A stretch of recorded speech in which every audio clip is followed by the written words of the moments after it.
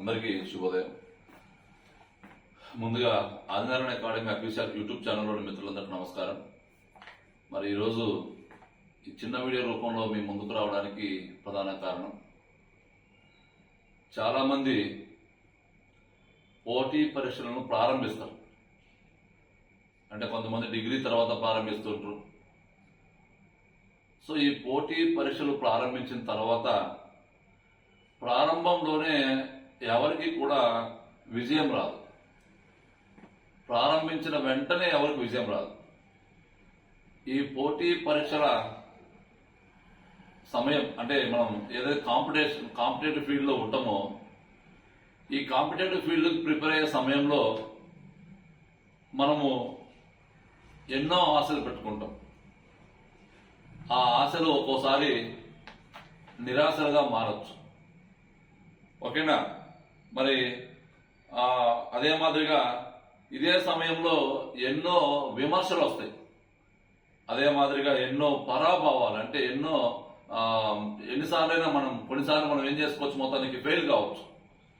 So అక్కడ ఎన్ని నిట్టూర్పులు. చాలా మంది మనం ఈ యొక్క ప్రిపరేషన్ స్టార్ట్ చేసిన తర్వాత మనం ఒకసారి ఫెయిల్ అయిన తర్వాత, అంటే సక్సెస్ కాలేకపోతే చాలా మంది కింద వాళ్ళు, అంటే కింద మనకు తెలిసిన వాళ్ళు కావచ్చు, పక్కన వాళ్ళు, ఎదురు వాళ్ళు కావచ్చు, ఏం చేస్తుంటారు, ఇక అవసరమా నీకు ఈ కోచింగ్ అవసరమా, లేకపోతే ఈ పరీక్షలు అవసరమా, ఏదైనా వ్యాపారం చేసుకో, లేదా పెళ్లి చేసుకో, రకరకాల నిట్టూర్పులు. ఓకేనా? మరెన్నో పరిహాసాలు. అన్నిటిని దాటుకొని ఇటువంటివన్నీ మనకు పోటీ పరీక్షలకు సిద్ధమయ్యే వ్యక్తులకు ఎదురయ్యే అనుభవాలు ఇవన్నీ కూడా. అనేక రకాల అవమానాలు వస్తాయి. ఓకేనా? అనేక రకాల పరిహాసాలు, నిట్టూర్పులు, నిరాశలు, ఇటువంటివన్నిటిని తట్టుకొని ఉండగలిగితేనే వాళ్ళు విజేతలుగా కావడానికి అవకాశం ఉంటుంది. సో సమాజంలో రకరకాల వ్యక్తులు ఉంటారు. రకరకాల వ్యక్తులు, ఇంట్లో కొంతమంది మనల్ని ప్రోత్సహించవచ్చు, ప్రోత్సహించకపోవచ్చు.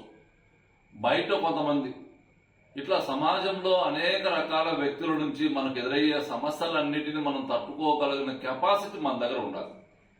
అప్పుడు మనం రాటుదేలిపోయి విజేతలుగా కావడానికి అవకాశం ఉంటుంది. మరి ఈ యొక్క మొత్తం ప్రక్రియ మొత్తానికి ఒక చిన్న ఎగ్జాంపుల్ ఏంటి, మనకు 2008లో మనకు ఐపీఎల్ ప్రారంభించారు. ఐపీఎల్ ప్రారంభించిన దగ్గర నుంచి ఇప్పటి వరకు, అంటే సుమారుగా 18 ఐపీఎల్ జరిగాయి. 18 ఐపీఎల్స్.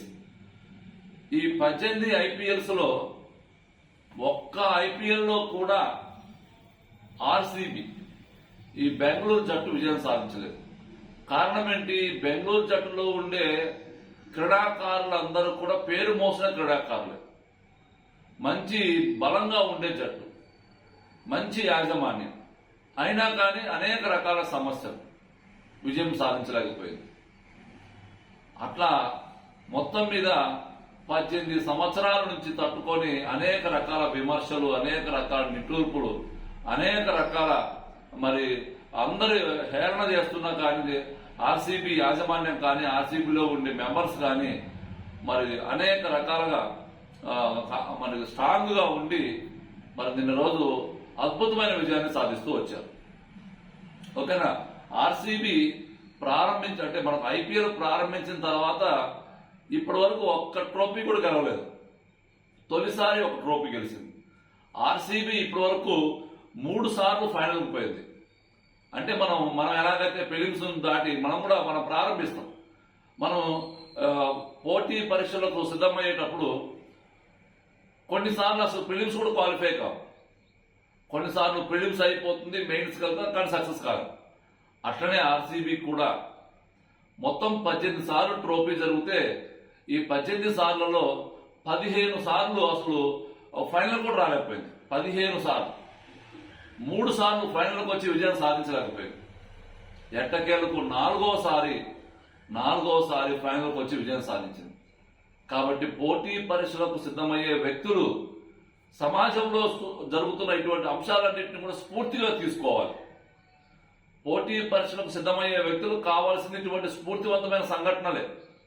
సో ఆర్సీబీ ఒక స్ఫూర్తివంతమైన సంఘటనగా ఆర్సీబీని మనం తీసుకొని మరి భవిష్యత్తులో కూడా మనము చాలా మంది ఒకసారి ప్రయత్నం చేస్తారు, 2 సార్లు ప్రయత్నం చేస్తారు, ఇంకా మనం అలా కాదులే మనం ఈ యొక్క పోటీ పరీక్షలకు మనం రాయలేము, నేను చాలా అలసిపోయానని చెప్పి వెంటనే విరమించుకుంటాం.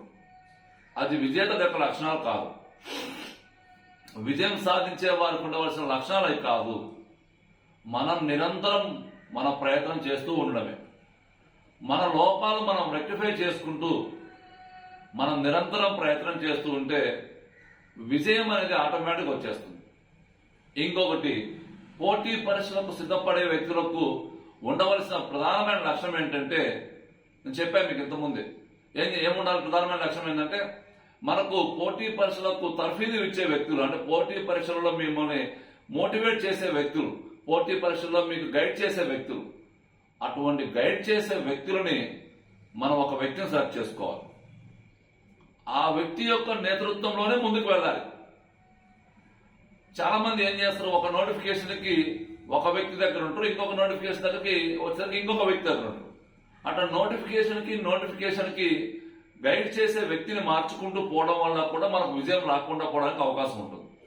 మనకు విజయం రావాలి అంటే మనల్ని గైడ్ చేసే వ్యక్తి, మన కోచ్ ఎవరుతున్నారో, మనం గైడ్ చేసే వ్యక్తి ఎవరున్నారో ఆ గైడ్ చేసే వ్యక్తిని మనము నిరంతరం అంటి పెట్టుకొని ఉండాలి. ఎగ్జాంపుల్ ఏంటి, విరాట్ కోహ్లీ 2008లో IPL ప్రారంభించినప్పుడు మొదటిసారిగా బెంగళూరు జట్టుకు మెంబర్గా ఎంపికాడు. మరి విరాట్ కోహ్లీ ఎప్పుడు కూడా నాకు బెంగళూరు విజయం సాధించలేకపోతుంది, మరి బెంగళూరు దగ్గర ఎందుకు ఆడాలి, పక్కన ఇంకో జట్టుకు వెళ్ళిపోదాను, నాకు విజయాలు కావాలి, నాకు కప్పులు కావాలని ఎప్పుడు ఆశించలేదు. 18 సంవత్సరాలుగా ఒకే జట్టులో ఉంటూ ఆ జట్టు యొక్క విజయం కోసం కృషి చేసిన వ్యక్తి విరాట్ కోహ్లీ. సో అట్లనే మనం కూడా విరాట్ కోహ్లీ ఎలాగైతే ఒకే మార్గదర్శి, ఒకే మెంటార్షిప్ కింద, ఒకే టీం కింద మనకు 18 years మనం జర్నీ చేశారు, అలానే మనం కూడా అంత జర్నీ చేయాల్సిన అవసరం లేదు. నోటిఫికేషన్ కి మధ్య ప్రతిసారి మెంటార్ని మార్చుకోవడం వల్ల వచ్చే నష్టాలు చాలా ఎక్కువగా ఉంటాయి.